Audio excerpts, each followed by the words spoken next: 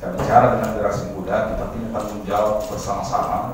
Kita punya tanggung jawab untuk bagaimana menjaga generasi kita supaya bisa berjalan di jalan yang benar. Dan salah satu yang sangat memprihatinkan sekarang ini adalah kita sudah sangat sulit mendeteksi anak-anak kita, terutama anak-anak kita yang sudah ada di bangku SMA ini. Saya sering berilustrasi begini, Bu Nere.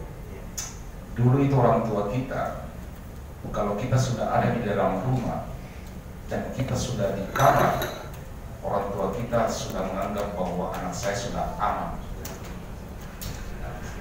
Tapi sekarang ini anak kita sudah di rumah dan dia sudah di dalam kamar, belum tentu kita aman. Kenapa? Karena di tangannya ada handphone. Kenapa?